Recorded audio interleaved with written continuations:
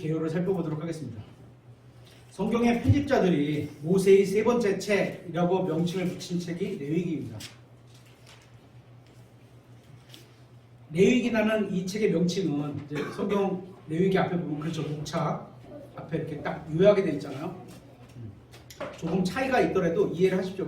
그것도 어떤 성경 신자가 충분히 연구해서 잘 쓰신 책이고, 또 제가 설명하는 것도 저도 다른 성경 신자가 배우고 저도 또 같이 첨부해서 넣어서 설명을 드리는 거고, 그러니까 조금 뭐 연도수가 차이가 날 수도 있고 뭐 이런 것들이 있을 수 있는데요. 맥락은 다 전체가 다 예수 그리스도를 위해서 써진 책이라고 믿습니다. 성경의 편집자들이 모세의 세 번째 책이라고 명칭한 부분이 레위기입니다. 레위기라는 이 책의 명칭은 제사장 지파인 레위, 그죠? 레위에서부터 나온 것이고, 이 책은 레위 지파와 제사장들이 성막에서 섬김을 주로 다루고 있습니다. 그래서 성막을 어떻게 만들고 어떻게 들어가고 백성들이 성막 안으로 그 자기의 희생 제물을 갖고 들어와서 왜 죽여야 되고 왜 피를 발라야 되고 왜 물로 씻어야 되고 이런 거를 다 보여주는 책이죠. 우리는 창세기에서 망가진 인간을 보았고, 출애굽기에는 구속받은 인간을 보았죠. 홍해를 건너서 그죠? 구속을 받은 거잖아요. 레위기에서는 경배하는 인간을 만나게 됩니다. 경배. 레위기는 그리고로 시작합니다. 그러니까 앞에 책에 연결됐다고 보는 거죠. 그죠? 출애굽기하고 그리고 이렇게 되니까 전체 5권의 책을 한 권이라고 볼 수 있을 만큼 쫙 연결됐다는 얘기예요. 레위기는 이스라엘 자손이 시내산에 머물러 있을 때, 여기서부터 이제 문제가 되는 거잖아요.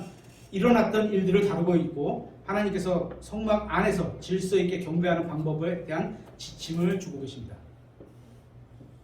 레위기는 구속받은 자들을 피값으로 주고 사신 거예요. 구원받은 거예요. 자신을 구속하신 분께서 거룩하신 것처럼, 오늘도 그렇잖아요. 예수 그리스도를 다시 일으키신 분이 뭐라고요? 거룩한 영이 있잖아요. 그래서 거룩을 항상 앞에 두셨는데, 여기도 마찬가지고 레위기는 거룩한 지파, 거룩한 제사장, 거룩한 제단, 거룩한 뭐 제물, 이렇게 표현을 계속 하거든요. 하나님께 드렸다는 거죠. 다 이게 질서 있게 경배하는 방법을 다루고 있습니다. 그래서 하나님께서 거룩하신 것처럼 너희도 거룩해야 한다고 가르치는 겁니다. 하나님께서는 너희는 내가 거룩한 것처럼 거룩하라 이렇게 말씀하셨습니다. 주님께서는 우리에게 단지 악으로부터 뿐만 아니라 악의 어떤 모양으로부터도 분리하라고, 더러운 것, 악한 것, 이거부터 모양도 안 된다는 거예요. 거짓말, 흰 거짓말, 이런 것도 안 된다는 거예요. 그죠? 모양도 안 된다는 거예요. 그렇게 어떤 악한 모양으로부터도 분리된 삶을 살라고 명령하십니다. 죄는 우리 각자의 생활과 집에서 없어져야 하고, 제일 먼저 없어져야 되는 건 나로부터 없어져야죠. 그죠? 저도 다 없애지는 못했습니다. 계속 죄를 지으면서 사고 또 회개하고 또 나가고 이러는 거예요. 그러면서 그게 크게 진짜 아픔을 받을 때는 그건 뚝 끊어져 버리죠. 그럴 때는 진짜 회개했는데 이게 내가 안 되는구나, 이게 정말 미워, 그런 게 크게 다가올 때는 그 죄가 끊어져 버리죠. 딱. 그죠? 그렇지 않으면 안 끊어져요. 이게 내가 내 죄를 미워하지 않으면요, 죄가 끊어지지 않습니다. 죄는 우리 각자의 생활과 먼저 내 집에서 없어져요. 나부터 없어지고 집에서 없어지고, 그렇게 거룩해야 된다는 거예요. 세상으로부터 분리되어 주님께로 구별되는 것. 주님께로부터 구별되는 것. 영어 킹제임스 성경의 경우는 레위기는 그리고 주께서 모세를 부르셨다라는 말로 시작을 합니다. 모세는 5번에 걸쳐 부르심을 받습니다. 첫 번째, 불타는 떨기나무, 출애굽기 3장 4절. 두 번째, 시내산에서, 출애굽기 19장 3절. 세 번째, 시내산에서, 출애굽기 19장 20절. 네 번째, 시내산에서, 출애굽기 24장 16절. 다섯 번째, 그리고 레위기 1장 1절에서 이렇게 부르심을 받습니다. 레위기는 어떻게 하면 하나님께 나아갈 수 있는지를 보여줍니다. 레위기는 부르심을 받은 자들과 아버지께 경배하도록 찾는 자들을 제외하고는 그 누구도 하나님을 경배할 수 없음을 말씀하고 있습니다. 그러니까 본인이 나와서 진짜 하나님께 경배를 드려야지 하는 마음이 없으면 하나님께서는 안 받으시고, 사람은 경배하러 오지만 하나님은 그런 거 안 받으시는 거예요. 그래서 두려운 하나님이고 무서운 하나님이신 거죠. 레위기는 하나님께서는 거룩함을 요구하고 계신다는 동시에 이를 위해서 필요한 모든 것을 제공해 주신다는 겁니다. 그렇죠? 거룩, 홀리라는 단어가 전체 27장에 걸쳐서 94번이 나옵니다. 레위기 첫 번째 부분은 희생물에 통해 하나님께 나아가는 방법을 보여줍니다. 이 안에는 5가지 희생 헌물들과 제사장 직분이 포함되어 있습니다. 첫 번째 부분의 핵심 단어는 속죄입니다. 속죄. 이런 이제 단어를 알아야 돼요. 죄를 속한다, 치운다 이런 얘기예요. 그죠? 또 1장부터 7장은 헌물에 관한 법. 하나님께서 이런 거를 헌물로 드려라, 이런 걸 헌물로 드려라. 이건 안 된다. 이거는 부정하다. 부정하다는 건 한글로 표현하면 깨끗하지 않다. unclean 이렇게 돼요. 정한 제물 이렇게 써 있잖아요. 옛날에 개역성경 보면 그거는 깨끗한 제물이라는 뜻이에요. 우리 그냥 풀어서 설명을 하면 마치 이게 종교적인 어떤 게 있는 게 아니야. 깨끗하고 순결하고 이런 제물을 받으신다는 거죠. 그래서 예수님만 이 제물이 되실 수 있는 거예요. 8장부터 10장은 헌신에 관한 법을 다루고 있고 11장부터 15장은 정결에 관한 법을, 그리고 16장 17장은 속죄에 관한 법을 다루고 있습니다. 둘째 부분은 분리를 통해서 세상과 분리되고 죄로부터 분리되고 그죠? 악으로부터 분리돼서 하나님과 함께 걷는 것을 보여줍니다. 분리만 되면 되는 게 아니에요. 걸어가야 돼. 함께 하나님과 동행하는 길을 주님을 따라가든지 하나님과 함께 동행을 하든지 그래야 되는 거예요. 18장에서 20장은 거룩한 백성을, 21장에서 22장은 거룩한 제사장을, 23장에서 25장은 거룩한 때를, 그러니까 하나님을 위해서 불려놓은 이 뭐죠? 하나님을 위해서 떼어놓은 것은 하나님이 거룩하다고 하시는 거예요. 그죠? 사람 자체가 거룩한 게 아니에요. 제사장이 죄가 없었겠어요? 하지만 그의 죄를 먼저 제단에 드리고 깨끗해진 다음에 나아가라 이런 거거든요. 근데 우리는 예수 그리스도의 피로 단 한 번에 다 없어졌잖아요. 그죠? 이 부분에는 주님의 7 명절과 규례들이 나옵니다. 그래서 명절이 쫙 있는데 이번에 새로 느낀 것은 부활절 헌금이라고 이렇게 만들어보니까 다른 교회들은 헌금이 막 들어오나 봐요. 저 이번에 받아보고 나서 처음 받았어요. 옛날에 나도 드렸었는데 잃어버린 것 같아요. 그래서 이게 사람들은 참 머리도 좋다. 헌금을 이렇게 막 받아내는구나 이렇게 생각했어요. 헌금은 그렇게 드리는 게 아닙니다. 그죠? 자기가 하나님께서 주신 은혜에 감사해서 자기가 넉넉히 자원하는 마음으로 이렇게 드리는 거예요. 네. 레위기에 나오는 희생물들 중에 육식동물은 없습니다. 소, 염소, 양 이런 거죠. 다 초식동물이에요. 육식동물은 다른 동물을 죽이는, 그래서 피를 나오게 하는 이런 것 때문에 예수님을 예표할 수 있는 동물들이 아닙니다. 생명을 취하는 것이 아니라 주기 위해서 오신 예수님을 예표하는 동물이기 때문에 초식동물로 쓰신 겁니다. 희생물로 드려지는 모든 동물은 가축입니다. 이들은 사냥에서 취할 수 있는 동물들과 달리 주인의 재산에 속해 있는, 왜냐하면 하나님께서 나에게 주신 걸 가지고 드리라고 했잖아요. 그러니까 자기 것을 가지고 드려야 되는 거예요. 신약성경하고 똑같은 거예요. 그렇죠? 구약성경과 신약성경 모두 사람들이 자신들에게 계시하신 말씀을 믿음으로 받아들일 때 하나님의 은혜로 구원받게 된다는 진리를 보여줍니다. 구약성경은 하나님께서 이거 하라, 너만 아브라함이면 아브라함에게 이거 하라 이렇게 말씀하셨는데 그걸 믿으면 의로 인정해 주시는 거예요. 근데 신약성경은 하나님께서 예수 그리스도에 관하여 예수 그리스도를 믿으면 구원해 주겠다. 그러니까 믿는 거는 똑같은데 구약은 나에게 주신 하나님의 말씀을 믿어야 되는 거고, 신약에서는 예수 그리스도라는 그분과 그분이 해놓으신 일을 믿는 거예요. 그게 차이가 있는 거예요. 그렇죠? 하나님의 은혜로 구원받게 된다는 진리를 보여줍니다. 구약에는 짐승 헌물들이 결코 죄들을 제거하지 못한다고 히브리서 10장 1절부터 4절에 써 있습니다. 그러니까 구약에서 아무리 죽을 때까지 드려도 죄가 제거되는 게 아니에요. 그거를 깨달으라고 준 거죠. 그렇게 드려라 이런 목적도 있겠지만 그거를 깨달아라. 너네가 그걸 매년 와서 드릴 수밖에 없는 죄인 아니냐? 그러면 그 죄를 위해서 나에게 용서해달라고 구해라. 이거를 원하시는 거죠. 그래서 헌물은 감사와 순종의 표시로 드리게 되는 겁니다. 레위기는 2가지로 나누게 됩니다. 하나님께 나아가는 길, 1장부터 17장까지, 또 하나님과 함께 걷는 길. 그래서 우리가 먼저 신약성경도 교리를 먼저 배우고 그거를 실천하게 하잖아요. 그렇죠? 신약성경의 대부분 이 패턴을 보면 처음에 로마서도 그 교리를 딱 가리켜요. 하나님의 뜻이 이거고 이렇게 해서 이런 뜻을 준 거다. 그럼 너네는 어떻게 돼? 이거대로 살아야지. 이렇게 말씀하죠. 구약성경도 지금 레위기도 똑같습니다. 1부터 17장은 하나님께 나아가는 길, 18장부터 17절은 하나님과 함께 걷는 것을 가르쳐주고 있습니다. 이 레위기 기록 목적은 그리스도와 그분의 완전한 구속을 모형으로 분명히 보여주는 겁니다. 핵심 주제는 거룩한 제물이어야 되고 거룩한 제사장이 되고 거룩하신 하나님이 내가 하나님께 가려면 거룩해야 되고 그런 거죠. 이 단어는 어떤 형태로 여러 형태로 186번이 나옵니다. 뭐 거룩하다, 거룩하심 뭐 이런 식으로 해갖고 거룩하니라 뭐 이렇게 해서 168번 나옵니다. 레위기는 27장과 859절 그리고 24,546 단어 킹제임스 성경 영어 성경의 경우로 이루어져 있습니다. 이 책의 연대는 첫째 달 14일에 6월절이 있었고 출애굽기 12장에 1년 뒤인 둘째 해 첫째 달 첫째 날에 성막이 세워졌습니다. 따라서 레위기는 이집트를 떠난 뒤에 떠났어요. 둘째 해 다음 해죠. 그 1년 동안 이제 나왔어요. 다음 해 둘째 해 첫째 달에 주신 것입니다. 왜냐하면 성막을 지어주시면서 그게 어떻게 하는 거다라고 딱 알려주는 거잖아요. 그죠? 그리고 민수기 1장 1절이 둘째 해 둘째 달 첫째 날이라고 시작합니다.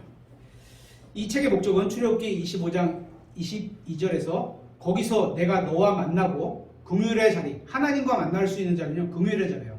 아까 얘기했지만 긍휼은 영어로 mercy예요. mercy, M-E-R-C-Y 이렇게 해서 mercy. 우리나라 말로 긍휼. 좀 다른 종교 용어로 표현하면 자비. 좀 이상하죠? 의미는 똑같은 거예요.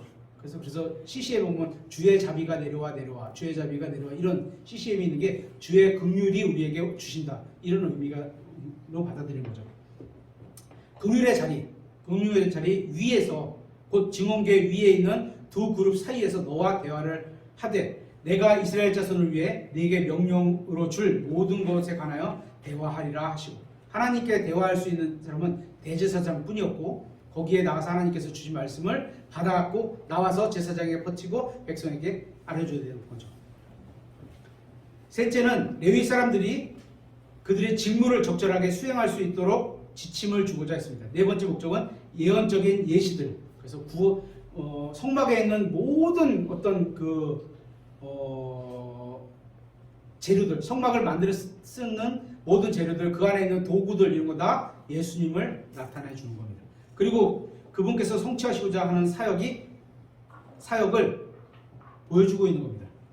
레위기의 규례들에 관한 언급이 신약성경에서 40번이나 예표로 나옵니다. 이것은 예수님의 예표와 그림자들로 기록된 겁니다. 이 책의 주제는 거룩한 백성이 거룩한 하나님을 경배하는 겁니다.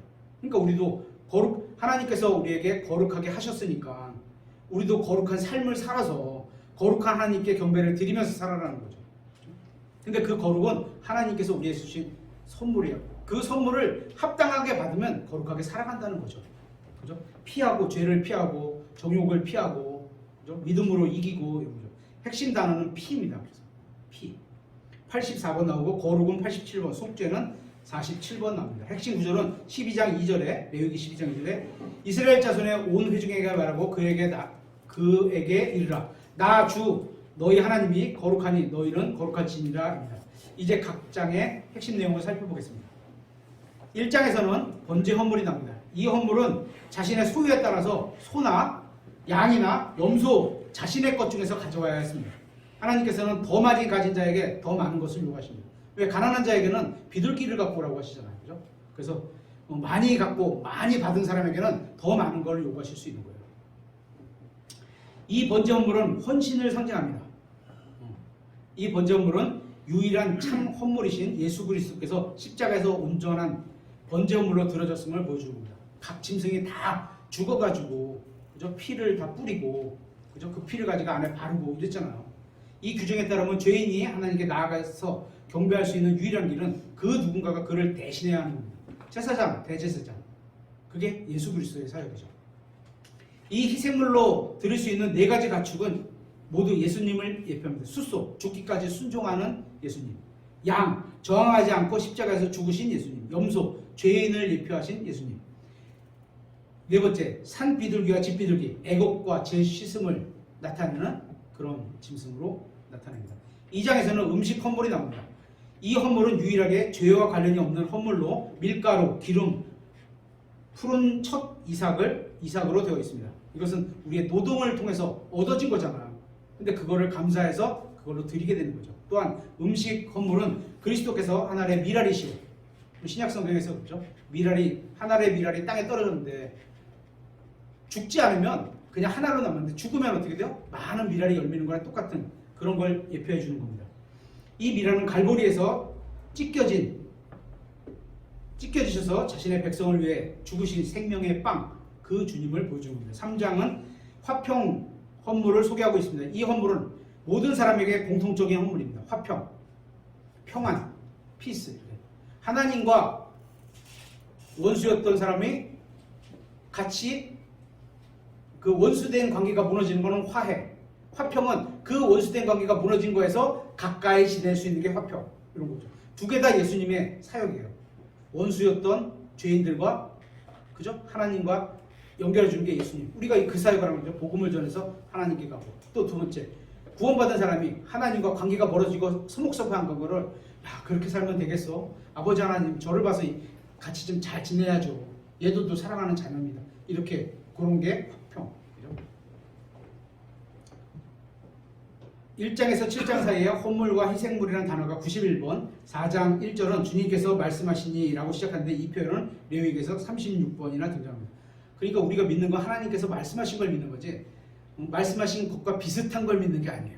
그래서 정확한 말씀을 믿어야지 정확한 믿음으로 살아갈 수 있는 거예요. 4장은 죄 헌물에 관한 장입니다. 이 헌물은 바치는 사람, 즉 제사장, 회중, 통치자, 보통 사람에 따라 달라집니다. 주목할 것은 제사장의 헌물은 회중의 헌물과 같아야 한다는 점입니다. 제사장은 똑같아야 돼요. 실질적인 의미에서 보면 이것은 지도자에게는 더 큰 책임이 주어진다는 뜻입니다. 예표로 이 헌물은 우리의 죄의 헌물이신 그리스도에 의해 우리의 죄들이 속죄받았음을 상징합니다. 이분은 모든 백성의 모든 죄를 위해 값을 치르셨습니다. 4장은 사람이 고의로 죄를 지으면 구원을 잃어버릴 수 있다는 주장은 잘못된 것이다. 고의로 죄를 지면 구원을 잃어버릴 수 있다고 가리키는 교회들이 있거든요. 레위기 4장은 그게 잘못된 거다는 걸 보여주고 있습니다. 4장 2절은 고의가 아닌 무지로 인해서 죄를 지어도 죄의 헌물을 바쳐야 한다. 내가 몰랐어요. 몰랐다고 하더라도 딱지는 끊어야 돼요.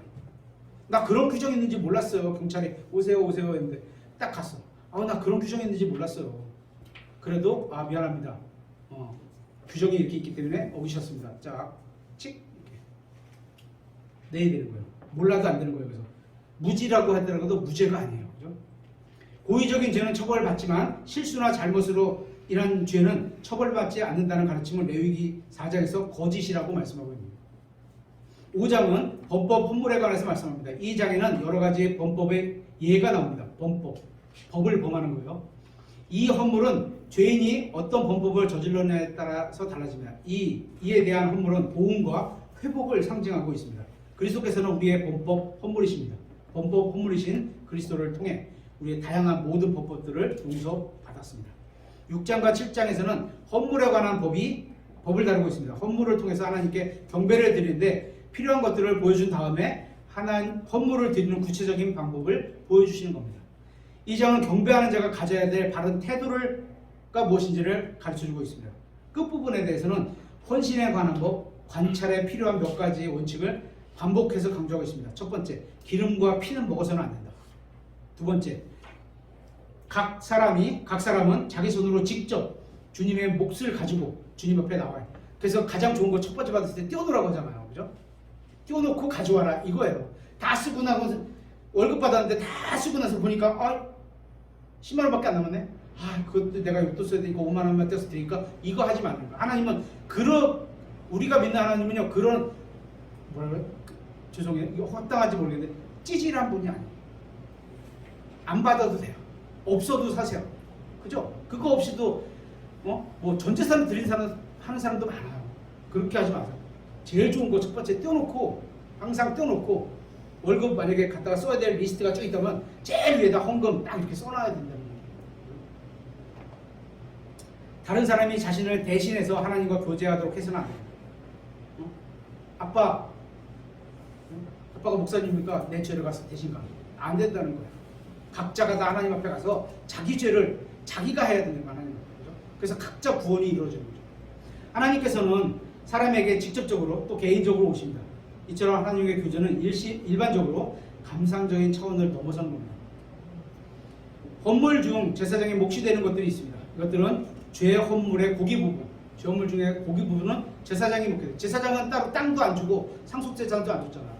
여기 제사장을 이 제사를 통해서 그 제사장들이 레위 지파가 먹게 하셨어요. 그죠? 그런데 성경에 보니까 490년 동안 70년을 안식하는데 490년 동안 어쩌면 이 헌물을 안 드렸나 봐요. 그러면 어떻게 되는 거예요? 레위 지파는 굶어 죽어야 되는 거예요. 하나님은 그런 걸 하시면 안 돼요. 그죠? 너희가 진짜 나를 주라고 인정하느냐? 그래서 내가 구원자가 맞냐? 내가 너에게 모든 걸 준 게 맞냐? 그렇게 말을 하셨는데도 맞다 해놓고 안 해? 그건 맞는 게 고개로만 끄덕끄덕거리지 맞는 게 아니었죠. 그죠? 8장에서는 아론과 그 아이들이 거룩히 구별됩니다. 또한 중보의 법을 기시합니다. 중보. 다른 사람을 위해서 기도해 주는 것. 이스라엘 최초의 제사장으로 기름 부음을 받은 자는 모세의 형 아론입니다. 8장은 이스라엘 제사장의 헌신, 의복, 직무, 기능들을 제시하고 있습니다. 아론과 모세는 레위 지파 출신이었으며 레위 지파 전체는 나중에 성막의 봉사에 있어서 일반적인 업무를 관련해서 하나님을 섬기도록 구별받은 지파가 됩니다. 그래서 어떤 목사님들은 자기가 레위 지파 수준인데 대한민국 사람이 레위 지파가 어디 있어요? 아담의 후손 중에서 레위 지파가 있는 거죠, 그죠? 대한민국 사람은 아브라함의 후손 중에 있는 거지. 이삭, 야곱의 12지파 이렇게 돼 있는 거잖아요. 여기에 레위지 대한민국 사람들은 레위 지파가 될 수가 없어요.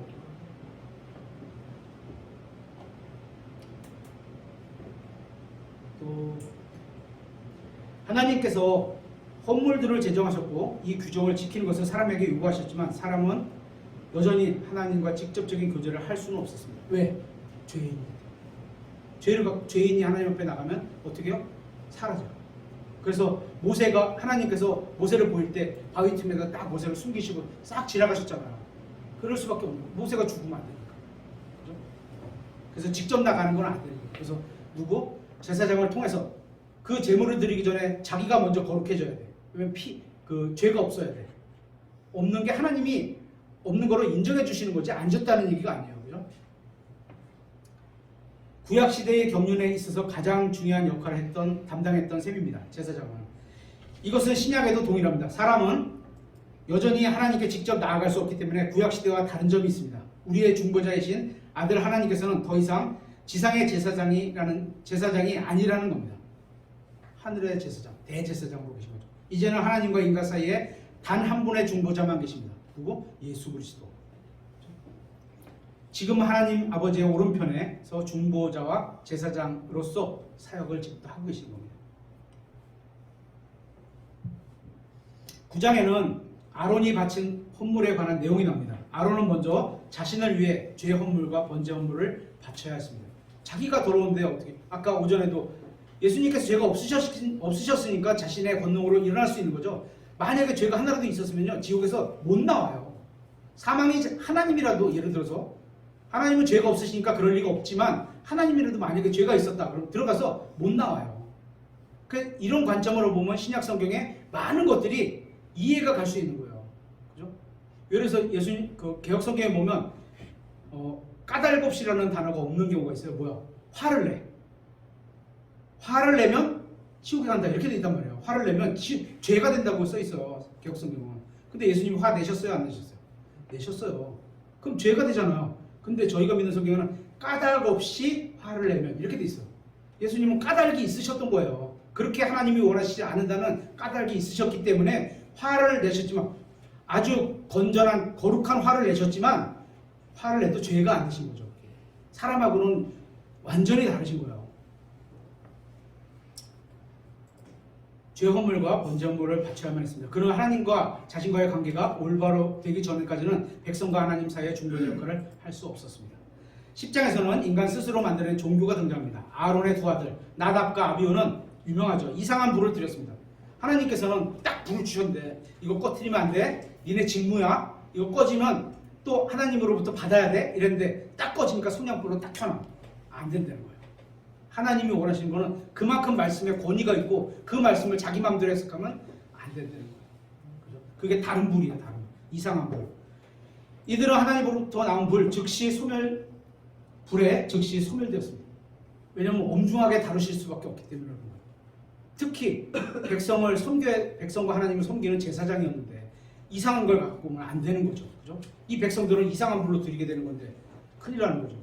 올바르게 드리는 헌물을 받으시는데 사용된 바로 그 수단이 거짓 헌물로 심판하시는 도구로 사용되어서는 안 되는 거죠.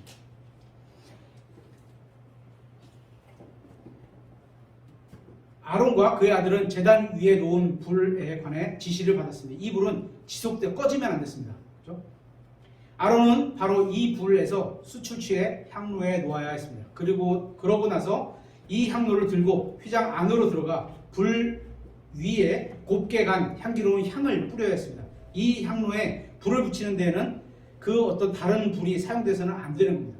엄중하게 하나님 말씀하셨기 때문에. 그런데 나답과 아비후는 직접 불을 피웠습니다. 꺼졌어요. 뭐 이걸 붙였는지 라이터를 붙였는지 몰라도 결국 그들은 죽임을 당했습니다. 이것은 하나님을 믿고 경배하는 데 대해서 모든 것이 용납되는 것이 아님을 니네가 사랑한다고 모든 것이 다 용납되는 게 아니야. 하나님이 원하시는 사랑을 해야 돼. 하나님이 원하시는 법을 지키면서 사랑해야 돼. 이런 거죠. 그래서 우리는 교회 안에서 해야 될 거, 안 해야 될 거, 하지 말아야 될 거, 하나님 말씀하신 거 이거를 가급적 다 지켜가려고 하는 그런 교회입니다. 모든 경배는 반드시 그분의 말씀대로 행해져야만 합니다. 아론은 자신과 하나님과의 관계가 부모 자식 관계보다 더 중요함을 보여줍니다. 그죠? 하나님과의 관계가 더 중요한 거예요. 우리도 마찬가지죠. 이 땅에서의 하나님과 예수님을 제외하고 나서는 가족이 제일 가깝죠. 하지만 그것보다 더 가까운 건 하나님이어야 된다는 거예요. 예수 그리스도여야 된다는 거예요. 그리고 모세는 아론과 그의 두 아들들에게 독주, 술을 삼가, 강한 술, 이게 스트롱 와인이냐, 독주를 삼가할 것을 명합니다. 술을 마시지 마. 11장은 히브리 백성의 음식법과 분리에 관한 법을 깨끗하게 해야 되기 때문에 뭐는 먹어도 되고 뭐는 안 먹어야 된다 이런 걸 나타난 겁니다. 11장부터 16장에 걸쳐서 186번이나 나옵니다. 부정함, 정결함 그랬죠. 부정함은 뭐라고요? 언클린, 깨끗하지 않은 거. 거기는 사막이야. 사막이라서 예를 들어서 뭐 생선 이런 거는 금방 상할 수 있어. 깨끗하지 않아. 그래서 안 먹게 하시는 거예요. 그죠? 근데 지금은 저희는 먹어요.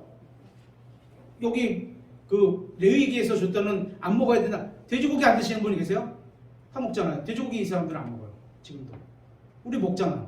그게 신약이 다른 거예요. 그죠? 이스라엘 사람들은 독특하게 만들어 주신 겁니다. 그러니까 하나님이 진짜 택하신 이유가 쓸모도 없이 작은 민족, 목이 뻣뻣한 민족. 야, 죄송합니다. 표현이 저런 놈들을 다다가 하나님이 이렇게 잘 만들어주셨어. 이걸 보여주시고자 하는 거예요. 하나님께서. 얘네가 뭐 잘나서 그런 게 아니에요. 절대. 12장은 출신과 정결에 관한 내용이 나옵니다. 출산과 정결. 그래서 여인이 일정 기간 회중으로부터 분리해야 됐습니다. 피를 흘리게 돼서 이게 깨끗하지 않다. 남한테 이렇게 뭐 옮길 수 있는 게 그런 게 있나 보죠. 모든 아기가 죄 가운데 출생한다는 사실을 보여줍니다. 일주일 동안 분리가 되죠. 출산한 어머니가 자신의 장소로 돌아와 경배의 특권을 되찾으려면 반드시 죄 헌물과 번제 헌물을 드려야 되겠습니다. 그렇죠? 자기가 죄 헌물이 드려야 돼요. 13장과 14장은 레위기에서 가장 핵심적인 장으로 나병에 관한 법이 나옵니다. 성경에는 나병을 낫게 한 게 단 한 번밖에 없어요. 나병에 걸려서 이렇게 낫게 됐다. 단 한 번밖에 없어요. 나병은 치유되지 않는, 오직 하나님만 치유될 수 있는. 그래서 나병이 죄를 예표한다 이렇게 얘기해요. 누가 치유됐죠? 예수님께서 치유해 주신 신약 성경에서 나와서. 그죠? 나병이 나았다. 그래서 씻고 가서 제사장에 가서 보여라. 이러잖아요. 구약 성경에는 나았다는 게 한 번도 없어요. 그 죄는 예수님만 고치실 수 있는 걸 나타내는 게 나병입니다. 또 15장은 개인 생활에서의 정결의 규칙을 다루고 있습니다. 깨끗하게 살아야 돼요. 그죠? 하나님은 깨끗하신 분, 순결하신 분이라 우리도 같이 깨끗하게 살아야 됩니다. 유출, 피가 흐르는 것에 대한 문제는 출산의 경우와 마찬가지로 민족이 더럽혀져서는 안 된다는 원칙이 있습니다. 그걸로 인해서 이 규례들을 잘 읽어보면 인간의 생식기관은 모두 최초의 죄의 결과로 인해 저주하에 놓이게 됐다는 걸 보게 될 수 있습니다. 그죠? 죄 지은 아담이, 죄 지은 이브와 결혼해서 난 아들은 죄의 어떤 씨를 갖고 태어나는 거죠. 어쩔 수 없는 거예요. 그죠? 인간의 육신의 지체들은 하나님께서 그것을 만드신 목적에 따라 사용해야만 합니다. 따라서 하나님의 백성에게 가장 엄격한 정결법, 깨끗하게 살아야 되는 그걸 적용하게 됩니다. 16장에서는 속죄 명절을 다루고 있습니다. 이 국경일에 대해 30절은 이렇게 말하고 있습니다. 그날에 제사장이 너희를 위해 속죄하여 너희를 정결하게 하리니 이로써 너희가 너희의 모든 죄에서 떠나 주 앞에 정결하게 되리라. 성경의 핵심이 바로 여기 이 말씀입니다. 피 흘림이 없으면 사면이 없다. 히브리서 9장 22절. 피가 흘려져야지만 그걸 대가로 치를 수 있다는 거죠. 1년에 한 번, 7째 달 제10일에 대제사장은 그 화려한 복장을 다 벗고 단순하고 순결하고 흰색의 아마 의복을 입고 지성소 안으로 들어갔습니다. 1년에 딱 한 번. 이 민족적인 경배는 후일 주님께서 아버지와 함께 누리시던 영광을 내려놓고 평범한 인간의 옷을 입고 오신 예수 그리스도를 보여줍니다. 주님께서는 나무에 달려 자신의 몸에 우리의 죄들을 짊어지심으로써 구속의 대가를 자신의 피로 치르셨습니다. 피로 어떻게요? 피 흘림이 없으면 죄 사함이 없다. 근데 짐승의 피로는 죄를 사할 수 없다. 덮어줄 뿐이다. 이런 거예요. 결론은 예수님께서 피 흘려 죽으셨다. 피값으로 사신, 하나님의 피값으로 사신 교회, 하나님의 피값으로 사신 성도들, 이렇게 말하는 거죠.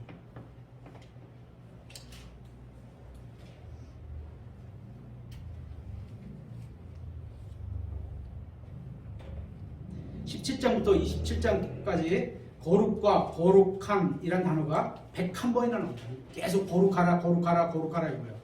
성문에 관한 언급, 성막에 관한 언급도 있습니다. 4절, 5절, 6절, 9절. 또한 희생물에 관한 제사장에게 지침들이 제공됩니다. 이 지침 중에는 모든 희생물들은 반드시 성막 문으로 가져와야 한다는 겁니다. 자기에게 가장 좋은 거, 흠없고 이런 걸 그 재물을 가지고 자기가 자기 거를 가지고 갖고 와야 됩니다. 차원에서 이걸로 내 죄를 대신 죽여서 예수님을 나타내는 거죠. 이것도 가져와야 됩니다. 이 지침 중에 첫 지침은 모든 희생물은 반드시 성막 문으로 가져와야 됩니다. 자기가 갖고 오는 거예요. 뺏어오는 거 아니에요. 이 사실은 백성으로 하여금 경배는 전적으로 하나님께 정하신 구역에서만 가능하다. 그죠? 몸된 교회, 믿는 사람들이 모여서 하나로 이루는 그 교회 안에서만, 혼자는 교회가 아닙니다. 그죠? 혼자는 그냥 신자일 뿐이지 교회는 아닙니다. 2사람 이상이 돼야 되죠. 또 뒤이어서 여기 보면 피를 따로 구분해 놓습니다. 그래서 어떤 조건에서도 피를 먹는 것은 금지한다는 지침이 등장합니다. 이는 속죄의 수단으로 쓰기 위함입니다. 하나님께서 피를 그렇게 쓰셔야 되는데 이걸 사람들이 먹어버리면 안 된다는 거죠. 그렇죠? 죄의 헌물을 사람이 먹으면 안 되는 거잖아요. 그렇죠?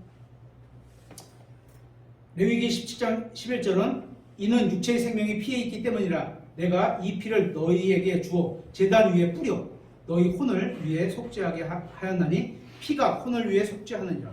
예수님의 피가 우리의 혼을, 죽었던 혼을, 죄 가운데 있었던 혼을 건져서 구원해 주시는 거잖아요. 그래서 이 피값이 예수님께서 치르신 거죠. 17장 7절에 따르면 히브리인들은 과거 마귀 숭배에도 빠져 있었습니다.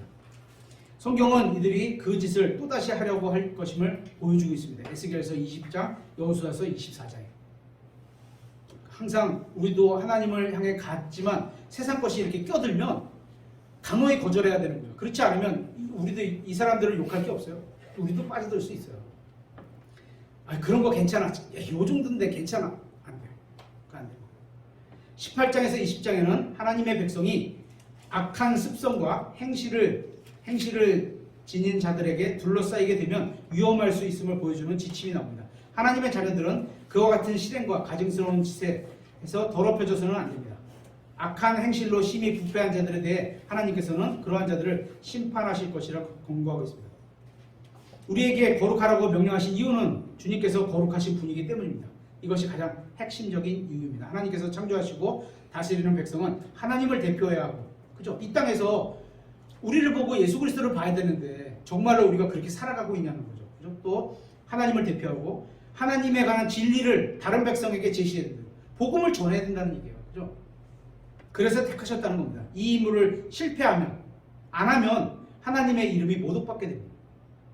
그죠? 그렇게 하라고 보냈는데 설렁설렁 놀고 있어. 아, 이거 안 된다는 거죠. 레위기 19장은 구약성경의 산상설교라고 불리기도 합니다. 21장과 22장은 제사장을 위한 규례를 다루고 있습니다. 제사장이 자신을 더럽힐 수 있는 모든 가능성부터 철저하게 분리된 절대적인 필요가 있었습니다.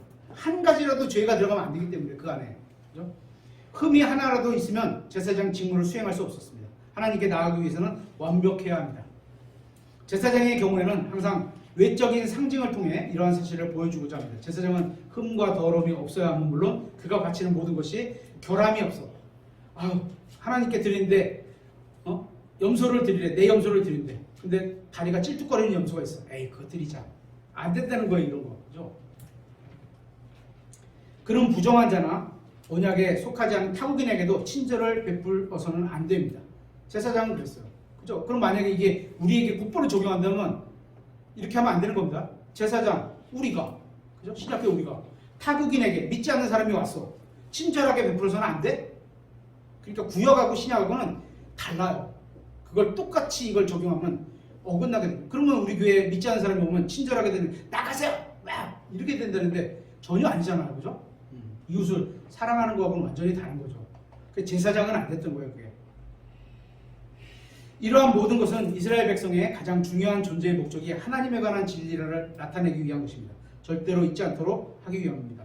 민족들은 하나님에 대해 잘못된 생각을 갖고 있기 때문에 타락했습니다.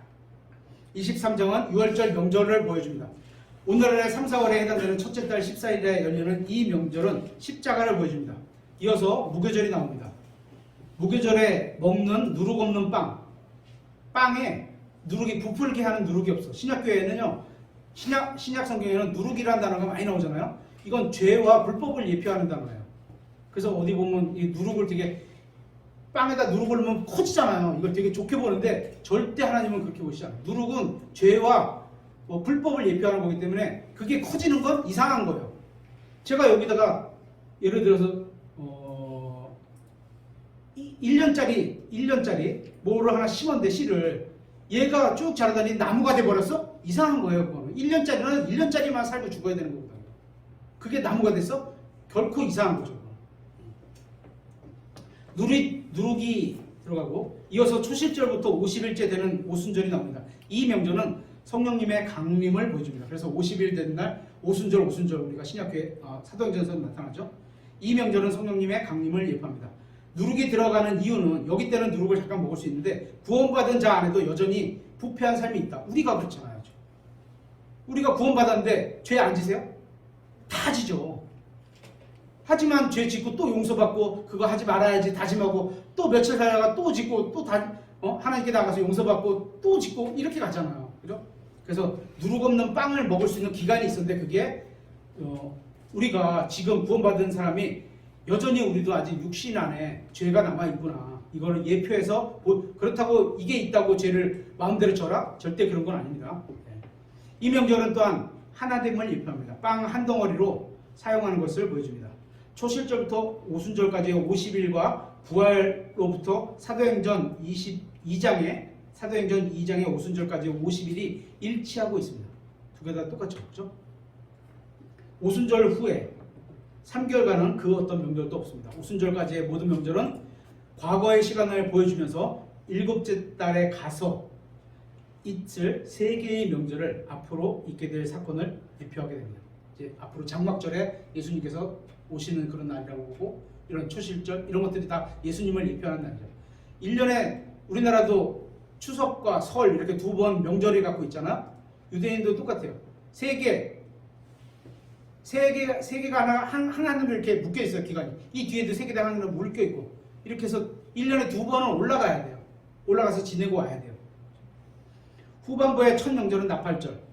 그래서 이스라엘이 미래에 다시 모일 것을 빰빠라밤 군대에 부르는 나팔, 예수님께서 재림하시는 나팔, 이름을 부르는 나팔 이런 거 있지만 여기서 이스라엘을 다시 모으실 때 쓰시는 나팔을 상징하기도 하고 또 둘째는 속죄일입니다. 일곱째 달 10일에 다시 히브리인들이 회개하고 나서 다시 오시는 메시아를 맞게 될 겁니다. 예수님께서 재림하시면 그때 맞게 되는 거죠. 속죄일. 셋째는 일곱째 달 15일부터 21일까지 열리는 장막절입니다. 이 명절은 이스라엘이 구별된 장소에 모여서 세우게 될 천년왕국의 축복을 예표합니다. 장막, 우리의 몸을 장막이라고 하기도 하고 예수님의 몸을 장막이라고 표현하기도 하고 그러죠.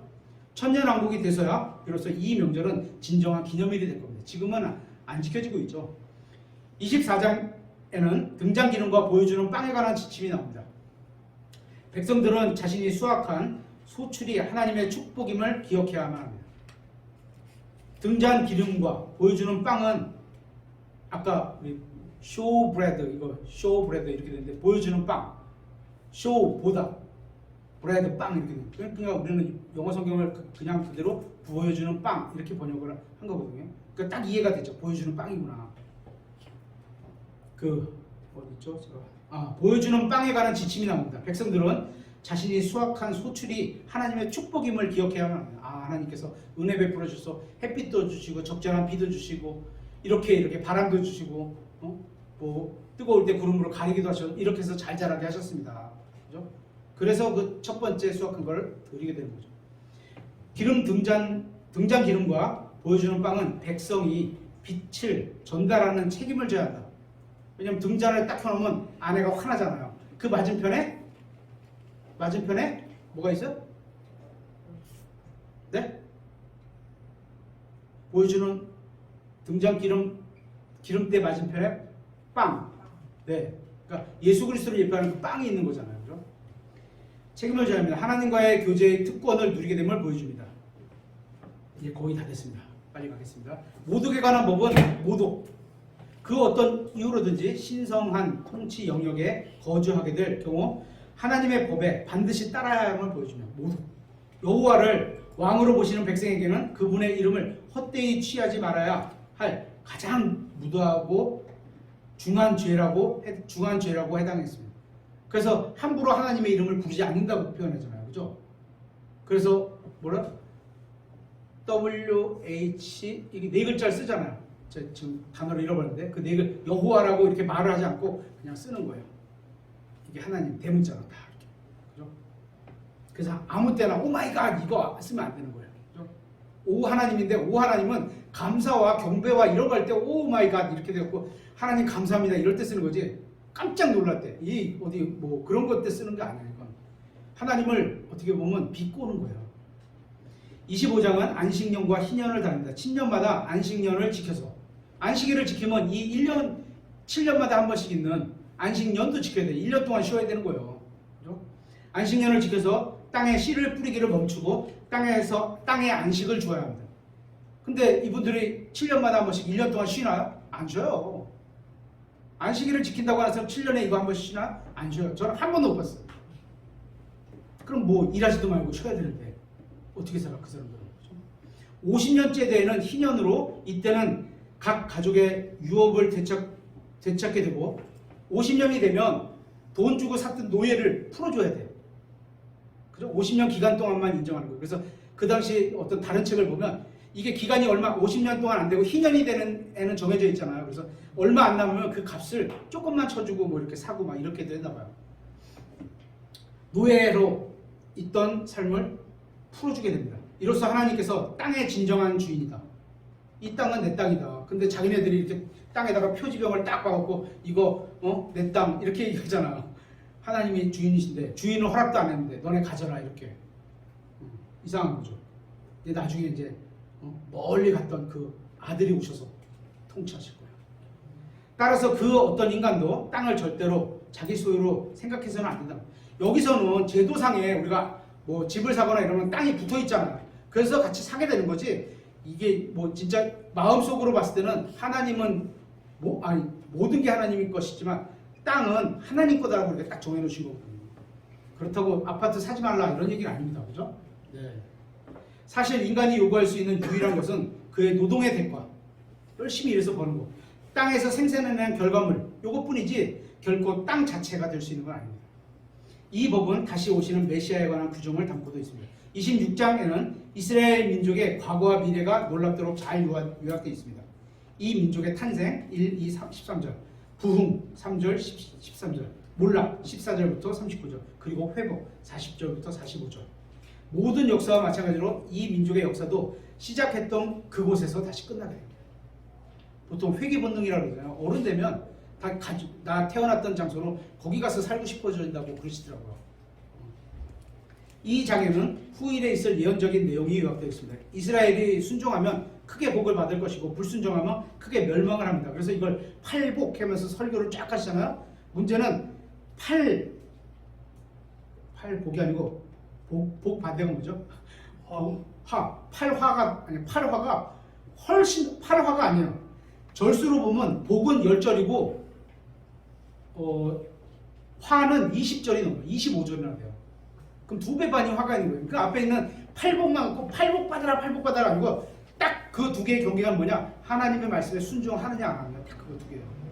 그거 위에는 나머지는 다 뭐 8개가 있든 10개가 있든 상관이 없어요. 하나님의 말씀에 순종하면 복이 있는 거고 말씀에 불순종하면, 근데 불순종하는 사람이 훨씬 더 많은가 봐요. 2배 반이나 말씀하셨어. 그죠? 그렇게 되는 거예요. 이제 하나님께서 택하신 이스라엘 백성에게 주신 7가지 약속들을 간단하게 보겠습니다. 이스라엘이 순종하면 비교할 수 없는 복을 주셨어요. 근데 그들은 불순종했어요. 그죠? 이스라엘이 불순종하면 두려운 질병, 기근, 두려움, 사망 이렇게 온다고 하셨어요. 그래도 불순종하면 이 재앙이 7배로 더해진다고 되어 있어요. 땅에 소출과 나무 열매가 없게 된다. 그러니까 지금 사막이잖아. 물을 끌고 가야 되잖아. 4절, 여전히 불순종이 지속되면 재앙이 7배로 온다고 합니다. 그럼 결론은 계시록에 나오는 그 대환란이 이제 오게 되는 거죠. 짐승들로 인해서 아이들이 빼앗기고, 짐승들이 원래 산에서 도토리 딸 때 예를 들어서 포도 농장을 하거나 뭐 과일 농장을 한다 하면 좋은 상품만 내는 걸 따야 되는데 요새 사람들은 다 따갖고 작은 거 대로 파고 큰 거 대로 파고, 뭐야 또 고구마도 마찬가지, 다 100% 수익을 올리려고 해요. 하나님이 원하시는 방법은 좋은 것만 따서 팔고 별로 좋지 않은 거는 나그네와 짐승들을 먹게 하셨어요. 그러면 짐승이, 우리가 사람이 그걸 다 꺼내면 짐승은 어디 가서 먹어요? 내려와야죠. 먹을 거 찾아서. 멧돼지가 내려온다? 저는 그런 원이라고 생각해요. 한 산에 먹을 게 없는데 어디 가요? 내려와서 찾아야죠. 그러니까 그것도 인재예요. 어떻게 보면 길게 보면 인재인 거예요. 또 6번째, 여전히 대적하면 재앙이 7배로 온다. 하나님의 진노, 심지어는 너희들끼리 인육을 먹게 된다고 성경에 써 있어요. 그렇죠? 먹을 게 그렇게 없으니까 네 자식 먼저 죽이자, 내일 내 자식 죽일게, 이런 게 나오잖아요. 만약 이스라엘이 겸손히 자신의 죄들을 고백하고 형벌을 달게 받으면, 죄를 졌으니까 형벌을 받아야죠. 그죠? 하나님께서 자신의 언약을 기억하시고 자신의 백성을 다시 회복해 주시는, 이게 7가지가 이제 도는 거예요. 이스라엘 백성의 역사를 딱 보면 이거 딱 7가지가 도는 거예요. 하나님께서 딱 은혜 주셔서 시작했는데 타락하고 타락, 회개, 다시 복, 타락, 회개, 복. 이게 계속 도는 게 이스라엘 역사예요. 27장은 서원을 다룹니다. 서원은 하나님께서 요구하는 것이 아닌 자발적으로 내가 하나님께 드린다는 거예요. 이것은 율법이 요구하고 있는 것을 넘어서 내가 하겠다, 이렇게 하나님께 드리는 거예요. 그래서 취소하는 게 굉장히 어려워요. 특히 성인들은 자매님들은 조금 다른데 성인들은 취소하기가 어려워요. 결혼하기 전에는 딸이 결정했다고 하더라도 아버지가 안 돼, 그러면 아직 결혼하기 전이니까 안 될 수 있었어요. 근데 성인들은 안 돼. 하면 뱉은 대로 지켜야 돼. 네 말한 대로 심판하시고. 그래서 서원을 하는 거 뭐 성경에 나오니까 좋은 일이긴 하지만 자기가 할 수 있는 서원이 별로 없어요. 다 은혜로 받아서 하게 되는 거지. 이 서원은 반드시 해야 할 필요는 없지만 일단 서원을 하면 지켜야만 합니다. 7이라는 숫자는 거의 다 됐습니다. 7이라는 숫자는 레위기에서 빈번하게 등장합니다. 7 안식일, 7번, 7회, 7 안식년, 희생으로 드리는 7가지 동물, 부모로부터 떼어내는 7일, 피는 속죄일에 7번 뿌려야 합니다. 77777. 정결하게 헌신을 위해 7일이 지정됩니다. 제사장은 손가락으로 기름을 묻혀 7번 뿌려야 했습니다. 8번 뿌리면 안 돼요. 6번 뿌려도 안 되고. 그렇죠? 피는 7장소에 뿌려지게 됩니다. 금요일 자리 위에, 금요일 자리 앞에, 금요일 휘장 앞에, 금제단의 뿔 위에, 놋제단의 뿔 위에, 놋제단의 받침에, 놋제단 옆면에 이렇게 또 7명절이 있습니다. 7째 날은 안식일입니다. 7일 동안 지켰고 오순절은 초실절로부터 7주 후에 나타납니다. 또 죄헌물과 법법헌물을 보면 7경우가 있어서 용서가 제공됩니다. 나병을 다루고 있는 13, 14장에는 7이라는 단어가 2, 7이 14, 14번 나옵니다. 근데 이 7이 너무 고착되면 어떻게 되냐면요. 하나님이 말씀하시지 않은 것까지도 너무 더 거기다가 꽉 놓을 수가 있어요. 그래서 요거는 조금 조심해야 돼요. 요건 조금 조심해야 될 필요가 있어요. 레위기는 이렇게 끝나고 있습니다. 이것은 주께서 시내산에서 이스라엘 자손을 위해 모세에게 명령하신 것들이라. 지금 현 시대에는 하나님께서 영적인 건물인 자신의 교회를 만들고 계십니다. 우리 지체들이 다 교회의 어떻게 보면 그냥 세상 말하면 부속품 같은 거예요. 그 각자의 맡은 역할을 거기서 하게끔 하시는 거예요. 그죠? 기둥의 역할, 창문의 역할, 들어오면서 어떤 그 문의 역할, 기둥의 선반의 역할 이런 걸 다 하는 거죠. 각자가. 주님께서는 모두가 제사장들로 구성된 새로운 민족을 만드셨는데 그게 우리예요. 새로 창조된 민족. 두 구절을 찾아보고 마치겠습니다. 베드로전서 2장 5절.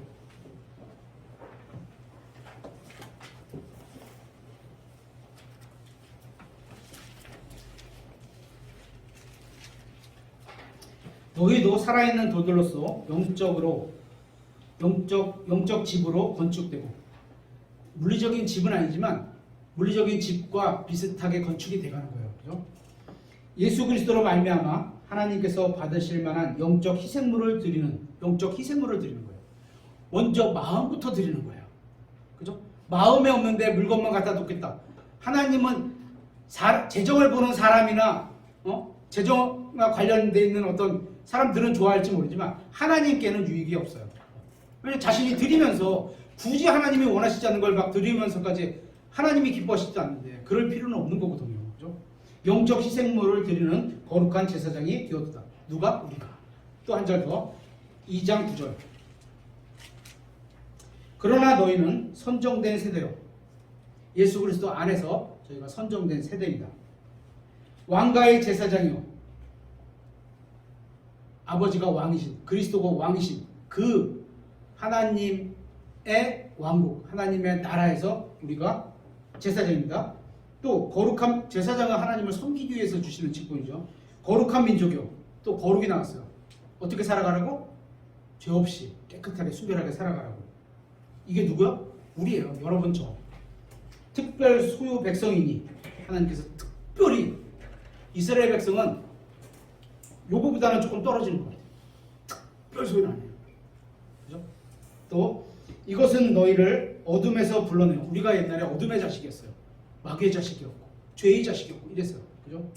불러내요. 자신의 놀라운 빛으로 들어가게 하신 예수 그리스도라는 빛 안으로 들어가게 하셨어요. 우리를.